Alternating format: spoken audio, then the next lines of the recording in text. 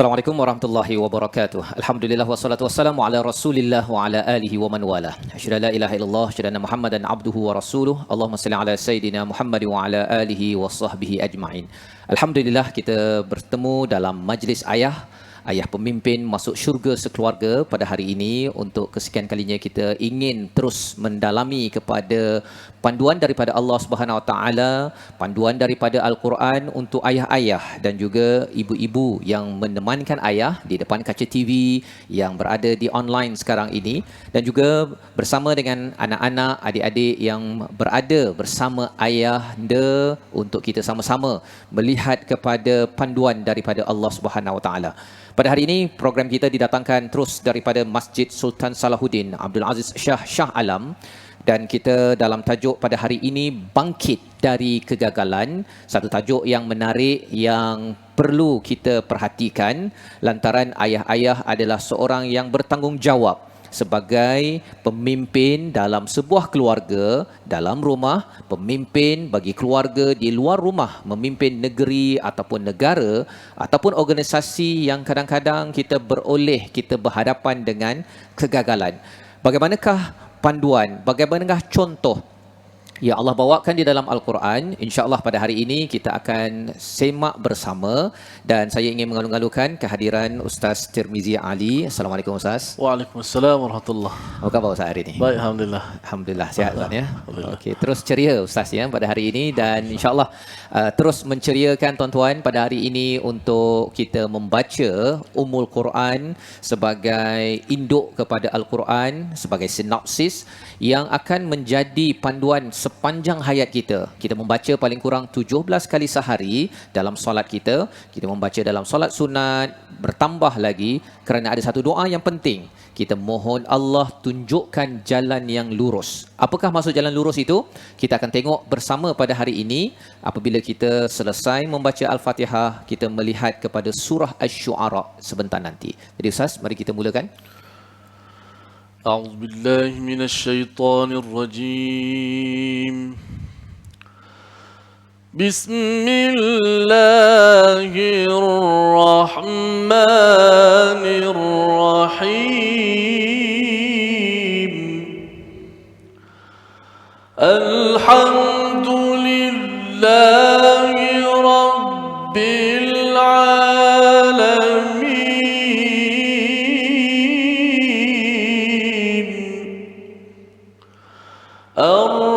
الرحمن الرحيم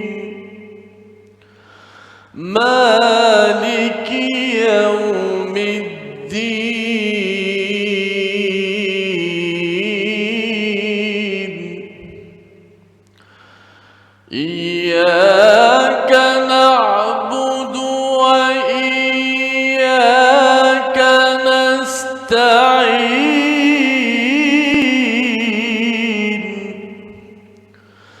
اهدنا الصراط المستقيم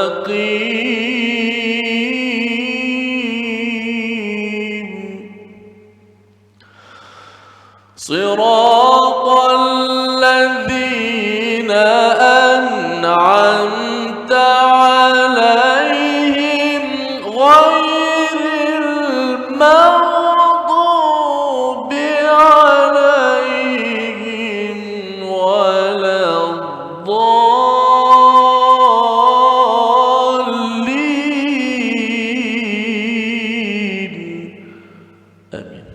آمين. Amin amin ya rabbal alamin. Inilah daripada surah Al-Fatihah yang kita baca sebentar tadi, dan terima kasih Ustaz ya. Itu bacaan taranum apa tu Ustaz?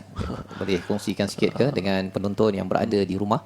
Bacaan Al-Quran tu dia ada dia punya maratib, tingkatan bacaan. Ada yang bacaan yang laju tu bukanlah maksudnya macam terlalu macam orang berlari.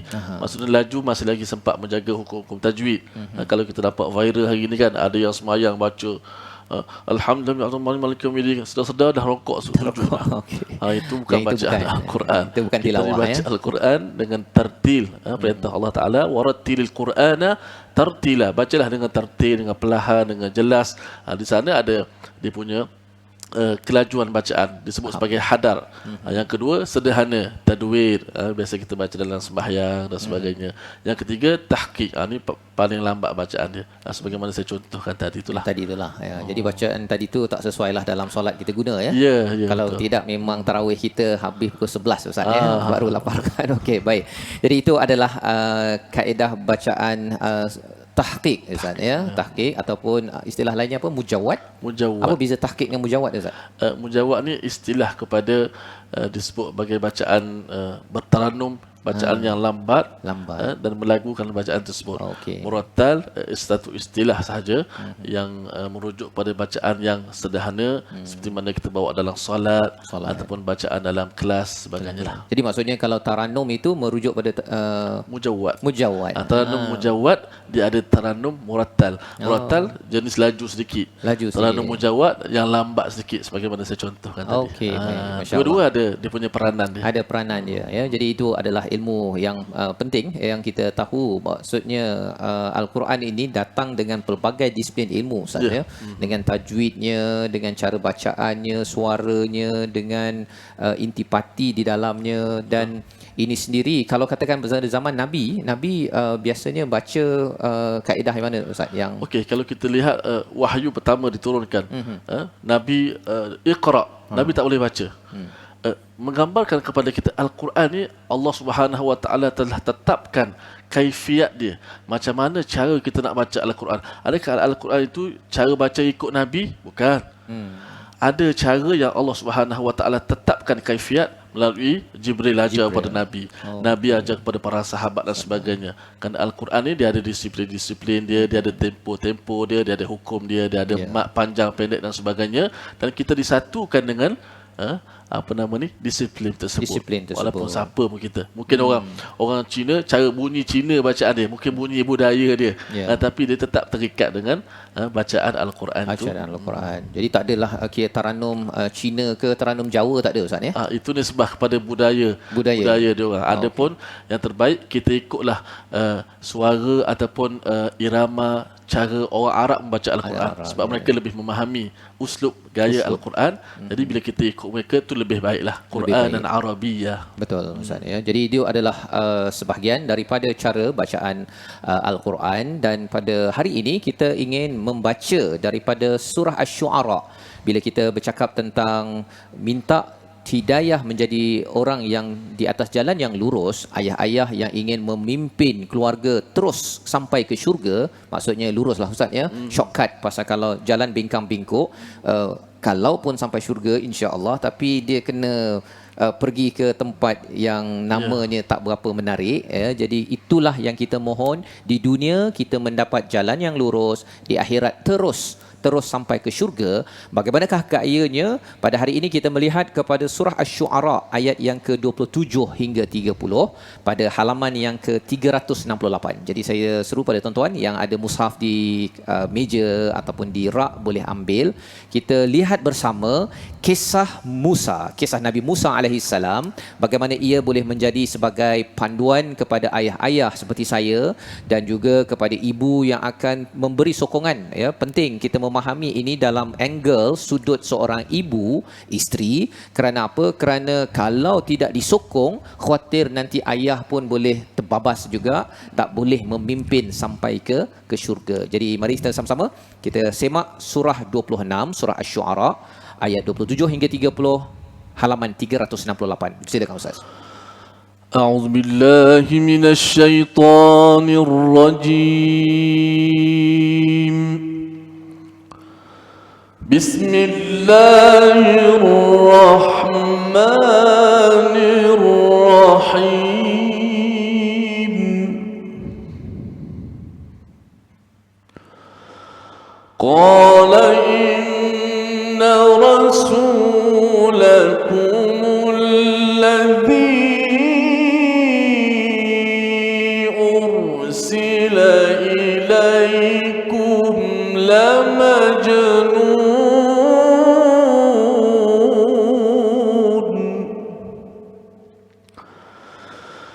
قال رب المشرق والمغرب وما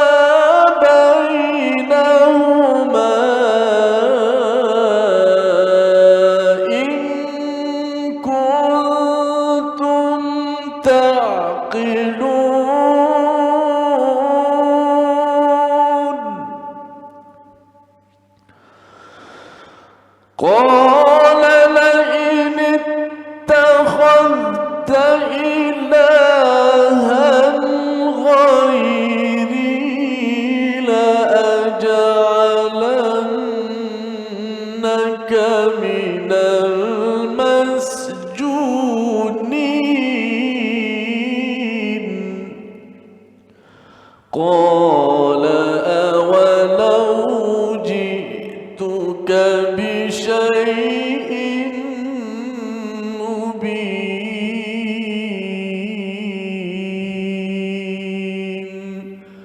صدق الله العظيم.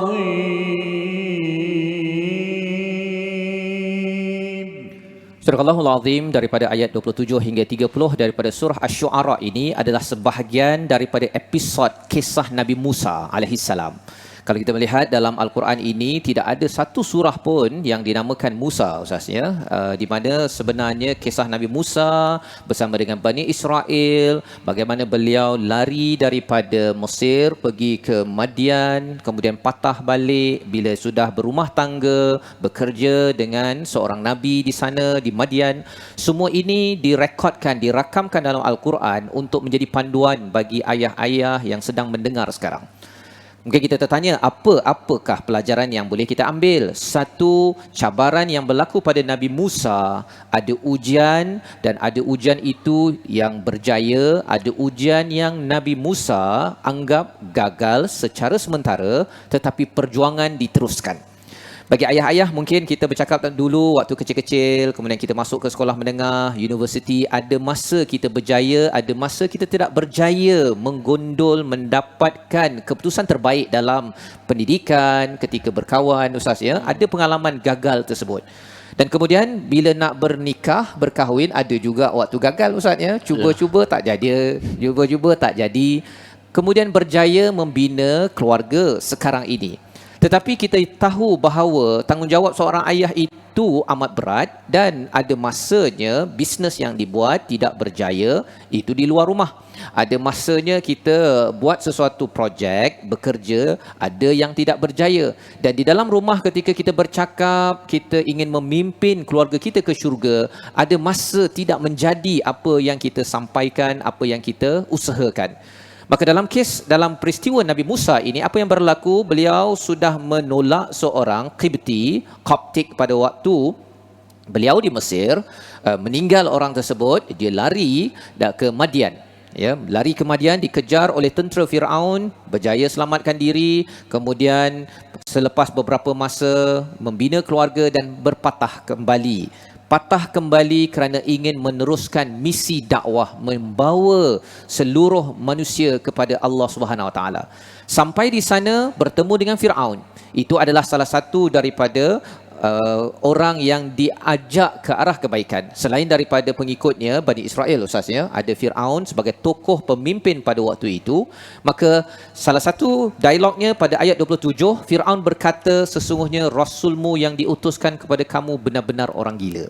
Ini adalah hujah untuk menolak daripada Firaun. Sebelum itu beliau menyatakan, pada ayat sebelum itu, jika tuan-tuan baca, beliau mempersoalkan, kamu ini telah buat silap. Kamu ini dulu pernah membunuh seseorang.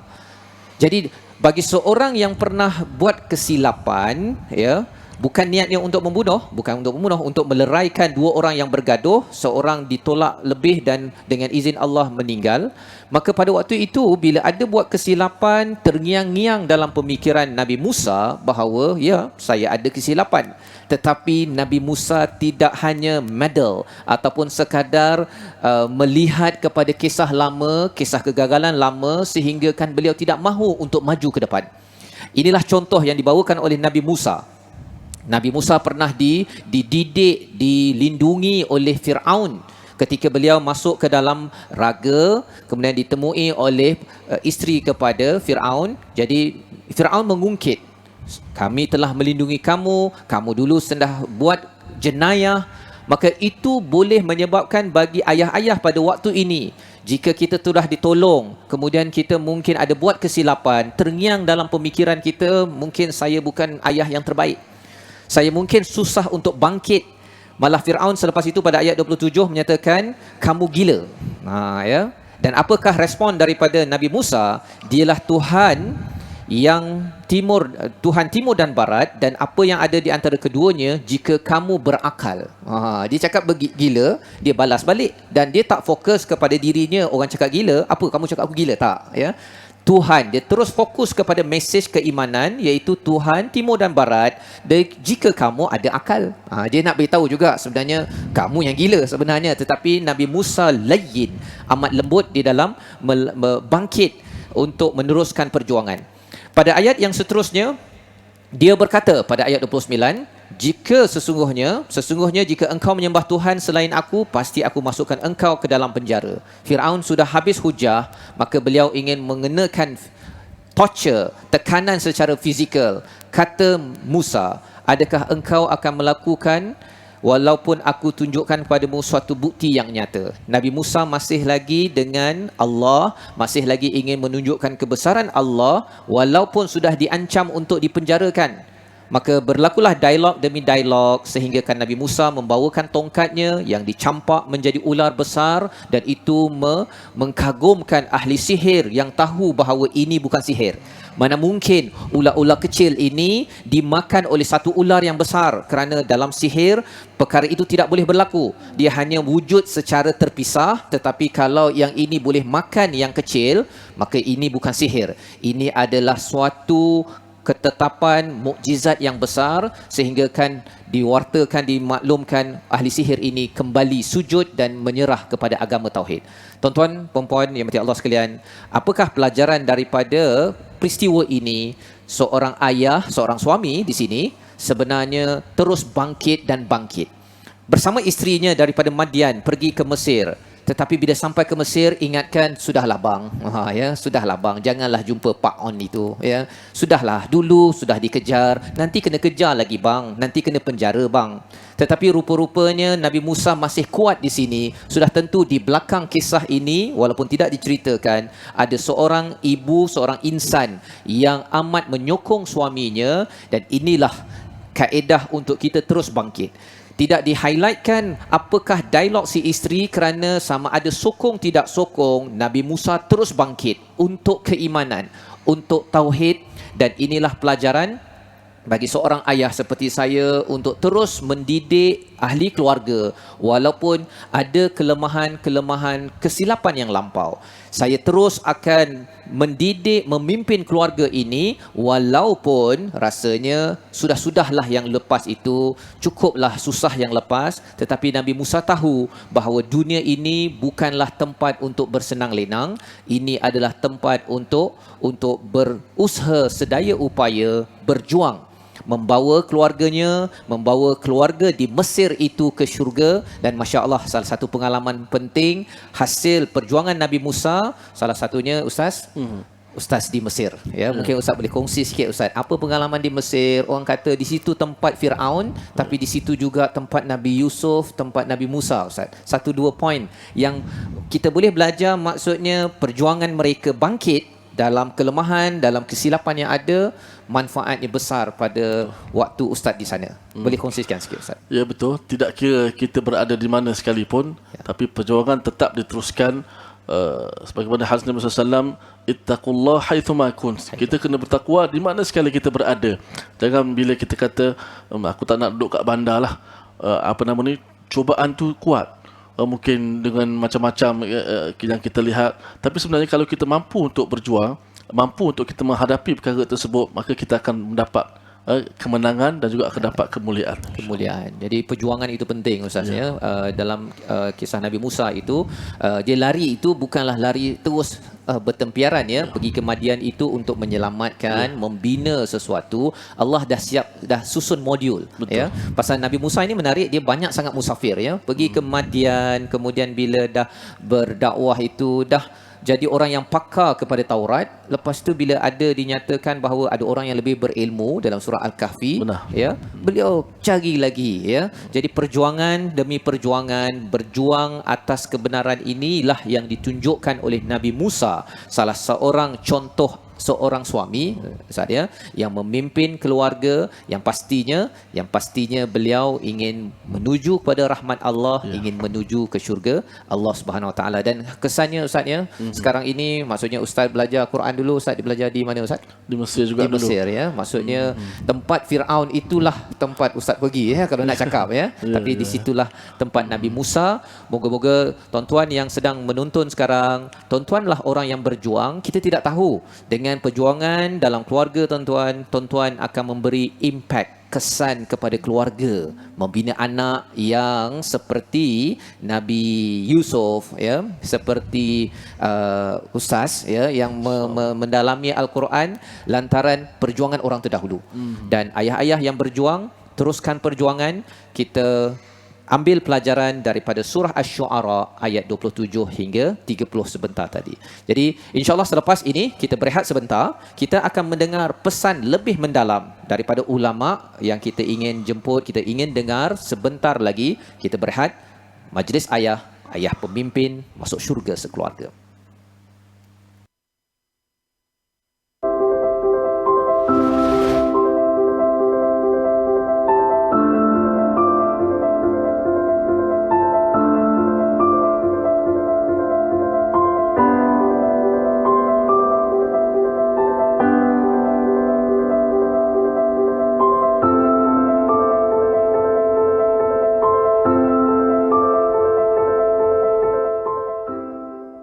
Kembali kita dalam majlis ayah pemimpin masuk syurga sekeluarga. Pada hari ini kita berbincang tentang tajuk bangkit dari kegagalan, berteraskan kepada ayat Syu'ara ya, surah Asy-Syu'ara surah 26 ayat yang ke-27 hingga 30. Kita melihat babak-babak dalam kisah Nabi Musa yang bangkit dan bangkit kerana beliau tahu bahawa kalaulah kegagalan itu adalah kegagalan yang perlu saya sedih dan saya tidak berani lagi untuk bergerak ke depan, maka sudah tentunya kisah Nabi Musa ini tidak menjadi inspirasi besar, tetapi Allah menyusun tokoh ini untuk manfaat ayah-ayah yang ada di kaca TV untuk saya pada tahun ini, untuk terus kita mengambil pelajaran daripada Al-Quran yang diturunkan pada bulan Ramadan ya, untuk panduan kita bersama. Dan pada kali ini kita ada pesan ulama daripada yang berbahagia Ustaz Muhammad Abdullah Al-Amin, pengamal undang-undang syariah di online. Assalamualaikum Ustaz. Alhamdulillah, terima kasih Ustaz sudi bersama dalam program kita pada hari ini. Dalam tajuk kita bangkit dari kegagalan Ustaz ya. Dan sebentar tadi kita ada berbincang sedikit kisah Nabi Musa dengan pelbagai cabaran. Beliau ada buat silap ya bagi ayah-ayah pada tahun 2020 ini. Sama ada pemimpin dalam rumah, ayah di luar rumah, ada kesilapan dan ada kegagalan dalam hidup ya. Bagaimana Ustaz sebenarnya, kalau Ustaz boleh cerahkan lagi satu sikap mensikapi segala kelemahan kegagalan yang ada untuk maju ke depan, satu, dan yang keduanya kalau Ustaz boleh memberi pesan juga ya kepada orang yang tak nampak dalam kisah Asy-Syu'ara itu, iaitu ibu ataupun isteri ataupun orang di sekeliling bagi membantu seorang figura ayah terus bangkit walaupun pernah gagal dalam hidup Ustaz. Dipersilakan. Okey, Assalamualaikum warahmatullahi wabarakatuh kepada Ustaz Pentadabbur dan juga kepada seluruh penonton yang saya sayangi dan saya doakan yang kebaikan sekalian. Okey, melihat mengenai seorang ayah, dan apabila kita bicara mengenai kegagalan ataupun ada kesilapan, sesungguhnya kalau kita melihat dalam sejarah manusia, tidak ada manusia yang terlepas daripada membuat kesalahan dan kesilapan. Tetapi kalau kita tengok, orang yang hebat ataupun figura-figura yang hebat ini adalah orang yang tidak berhenti untuk belajar dan memperbaiki diri daripada kesilapan. Jadi tidak ada orang yang sunyi daripada kesilapan, tapi orang yang hebat, orang yang bagus adalah apabila dia belajar daripada kesilapan dan terus memperbaiki diri. Ini kan Allah Subhanahu Wa Taala pun sebut dalam Al-Quran bagaimana qad aflaha man tazakka, beruntunglah orang yang sentiasa memperbaiki dirinya. Dan peranan sebagai isteri kepada suami yang mungkin maknanya lemah semangat dan sebagainya, isteri adalah orang yang berada di sebelah suami.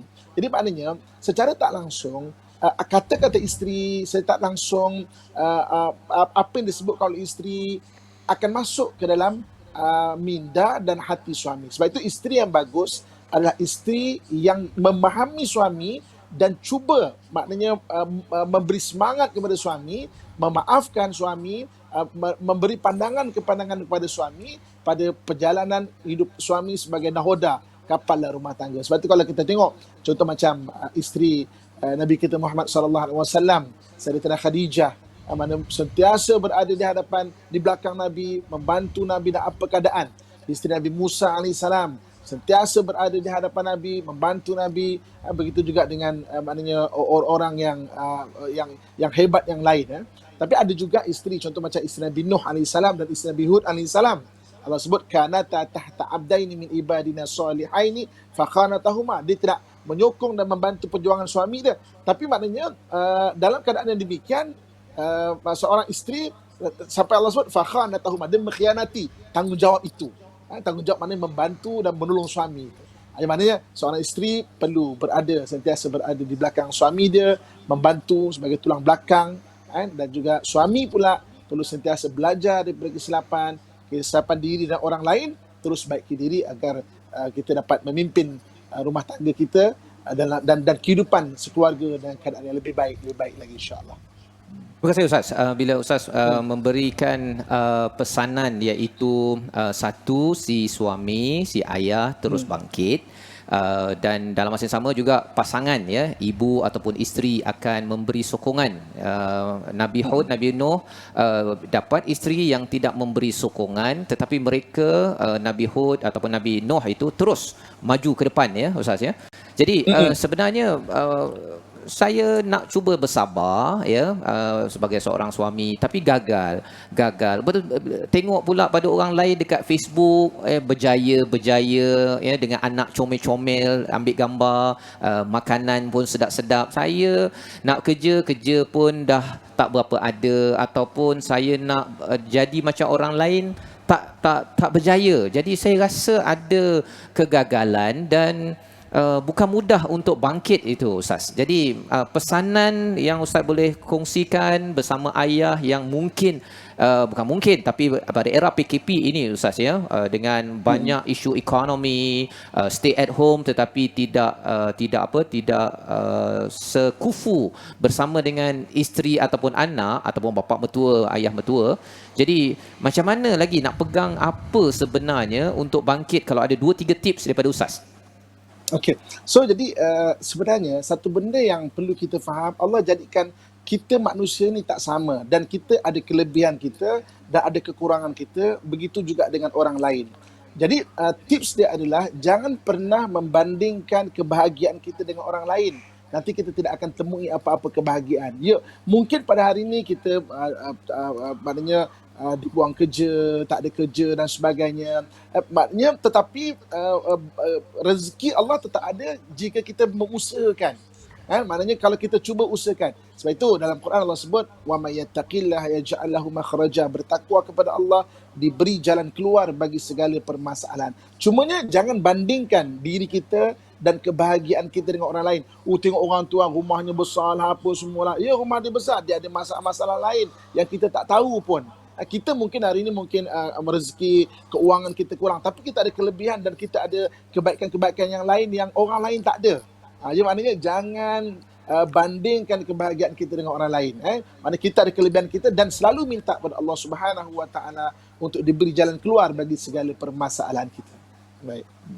Okey, baik. Jadi terima kasih Ustaz berkongsi tadi tentang tip jangan bandingkan. Itu kata kunci yang perlu dipegang sebenarnya sebagai satu pesan daripada Ustaz. Pasal bila bandingkan ini rupa-rupanya dia memberi kesan lebih banyak negatif, Ustaz, berbanding dengan positif. Tapi adakah banding itu memang 100% tak boleh dibuat, ataupun ada panduan daripada Quran dan Sunnah kita boleh bandingkan sebagai seorang ayah untuk positif untuk maju ke depan? Pasal kalau tidak, saya tak boleh bandingkan, tak boleh tengok Facebook lah lepas ni, pasal terbanding. Jadi apa panduan Ustaz? Pasal zaman ini zaman teknologi, stay at home pula tu, banyak Facebook live, banyak live yang ada. Jadi bagaimana mensikapi kepada segala apa yang ada? Banding itu sampai tahap mana? Silakan.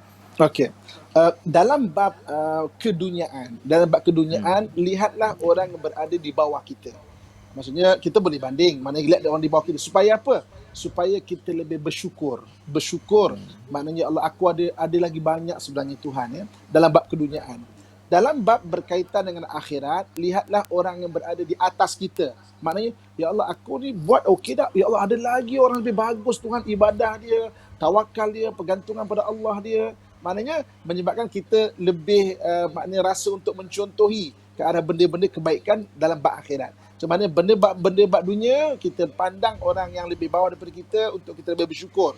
Kan katakan hari ni kita mungkin kereta tak ada, kita ada motor. Pengamai orang hari ni yang jalan kaki.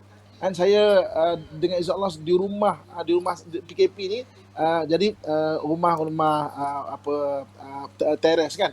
Kadang-kadang 2 hari sekali, 3 hari sekali tengok bagaimana pekerja-pekerja lori mengangkut sampah. Kan? Maknanya mengangkut sampah dengan terpaksa bekerja dengan muka yang kadang susah dan sebagainya. Syukur bagi orang yang hanya ada motor, kan? Tapi maknanya ada lagi orang yang lebih susah. Kenderaan pun tak ada kadang-kadang. Dalam bab keduniaan tengok orang di bawah. Dalam bab akhirat pandang orang yang lebih atas. Supaya kita sentiasa bersyukur dan sentiasa berusaha menjadi hamba Allah Subhanahu Wa Taala yang baik dan soleh. Baik, terima kasih Ustaz. Itu adalah pesanan yang amat berharga yang boleh kita ambil bagi ayah-ayah yang sedang mengikuti di online. Saya ucapkan terima kasih kepada yang berbahagia Ustaz Muhammad Abdullah Al-Amin, pengamal undang-undang syariah. Terima kasih Ustaz. Sama. Itulah pesanan daripada Ustaz Muhammad Abdullah Al-Amin yang penting tuan-tuan, ya. Sebagaimana yang dimaklumkan sebentar tadi, perkataannya ringkas, jangan bandingkan. Boleh bandingkan, tetapi kalau bab dunia Ustaz, ya, mesti tengok orang yang di bawah. Kalau bab akhirat, bandingkan dengan orang yang di atas agar kita ingin memantapkan lagi keperluan ataupun persediaan untuk masuk syurga, ya, sesuai dengan firman Allah dalam surah At-Tahrim menjadi asas kepada program ini, ya ayyuhalladzina amanu qu anfusakum wa ahlikum nara. Ya, maksudnya kita ingin pastikan bab untuk menuju akhirat, jauh daripada neraka, masuk ke syurga, kita kena top up. Ya Ustaz, ya. Maksudnya kena tambah lagi, tengok orang lain kuat baca Quran, saya pun nak juga. Ya, kalau katakan orang tu rajin solat, rajin menderma, saya nak buat juga begitu. Tetapi bab dunia, kita kena tengok orang bawah untuk rasa lebih bersyukur.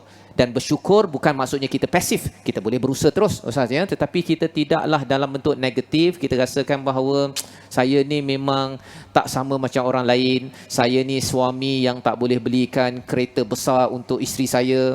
Kemudian isteri pula menyatakan, bang nak nampak cantik pula, langsir orang sebelah. Yang itu peranan suami kena kuat. Kalau dapat isteri seperti Nabi Muhammad, Khadijah ataupun seperti Nabi Musa, alhamdulillah. Tetapi kalau katakanlah si isteri kadang-kadang mungkin dia bercakap, bang dah lama kita pakai kereta kecil bang, contohnya kan, bila ni nak dibesarkan bang, contohnya lah. Kalau itu yang diutarakan, kita tahu ada contoh daripada Nabi Nuh, ada contoh daripada nabi-nabi lain yang boleh kita jadikan panduan. Hidup perlu diteruskan, perlu terus memimpin untuk masuk syurga sekeluarga, kerana yang penting ialah kita menuju kepada Allah Subhanahu Wa Taala. Itulah tuan-tuan daripada perbincangan kita pada hari ini yang amat-amat menarik, dan kita ingin mengambil 3 resolusi kesimpulan daripada kisah Nabi Musa, daripada pesanan daripada Ustaz Muhammad Abdullah Al-Amin sebentar tadi, untuk sama-sama kita amalkan dalam hidup kita seharian. Jadi mari kita tengok kepada apakah resolusi kita. Yang pertama, untuk bina syurga di rumah. Untuk bina syurga di rumah, yang pertama kita perlu ajar anak, ahli keluarga untuk terus bangkit dari setiap kegagalan. Dan kalau kita ingin bandingkan kepada perkara akhirat. Untuk bahagian dunia, jangan dibandingkan banyak sangat. Kerana apa? Kerana itu akan menyebabkan kita makin down dan makin rasa gagal dan makin lagi stres dalam hidup kita. Yang pertama.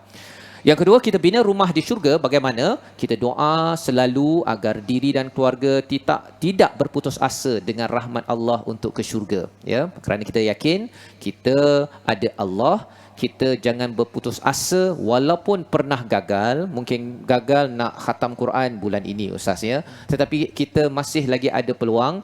Kita doa pada Allah, terus berusaha, jangan putus asa, apatah lagi kalau kita bercakap tentang hal dunia, tentang rezeki yang ada. Dan perkara yang ketiga, kita kena latih diri menguatkan naratif ataupun bicara hati dan akhlak walaupun ada banyak cabaran. Hati itu kena dikuatkan Ustaz ya. Cakap bahawa walaupun saya buat silap, tapi saya kena terus menuju syurga.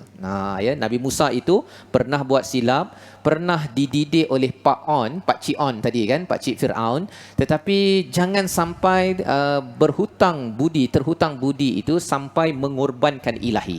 Kita tidak mahu begitu. Kita bekerja, kita hidup seperti biasa, tetapi jangan sampai budi-budi orang di sekitar kita itu menyebabkan kita tidak mahu memegang ataupun menuju kepada syurga ilahi yang lebih besar daripada budi-budi orang-orang di sekeliling. Itu sebenarnya adalah rezeki yang juga datang daripada Allah Subhanahu Wa Taala. Tuan-tuan dan puan-puan Allah sekalian, inilah resolusi yang kita doakan agar Allah mudahkan urusan kita mencontohi Nabi Musa alaihi salam. Ada pelbagai kepayahan, perlu pergi ke sana ke sini untuk menyelamatkan diri. Rupa-rupanya ia bukan sekadar menyelamatkan diri, tetapi menyelamatkan keluarga, bukan keluarga kecil, keluarga Bani Israel, menyelamatkan keluarga Mesir, sehingga kan manfaatnya kita dengar daripada Ustaz Tirmizi hari ini, bacaan yang merdu Quran yang dipelajari daripada Mesir ya, kerana perjuangan seorang ayah yang bernama Nabi Musa dan banyak lagi ayah-ayah yang berada di depan kaca TV yang akan terus dibantu oleh Allah. Mari jom kita berdoa bersama insya-Allah Ustaz. InsyaAllah sama-sama kita menadah tangan berdoa kepada Allah Subhanahu Wa Taala agar diampunkan dosa kita, sebagaimana kita baca kisah Nabi Musa, Nabi Adam alaihissalam, walaupun melakukan kesilapan, tetapi kesilapan itu bukan sekadar kesilapan, tapi ia ditebus dengan bertaubat dan membaiki kesilapan tersebut. Terus supaya berjuang. Tidak ada orang yang mendakwa, alah tak apalah saya buat silap, Nabi Adam buat silap. Tapi Nabi Adam bersilap, dia terus minta ampun, bertaubat. Qala rabbana zalamna anfusana wa illam taghfir lana wa tarhamna lanakunanna minal khasirin. Supaya kita juga dicontoh dengan begitu Ustaz, insya-Allah. Sama-sama kita berdoa. Bismillahirrahmanirrahim. Alhamdulillahi Rabbil Alamin. Wassalatu wassalamu ala Rasulillah. Allahumma ighfir lana warhamna wa a'tiq riqabana minan nar. Allahumma ighfir lana warhamna wa a'tiq riqabana minan nar. اللهم إنا نسألك الجنة وما قرب إليها من قول وعمل ونعوذ بك من النار وما قرب إليه من قول وعمل برحمتك يا أرحم الراحمين.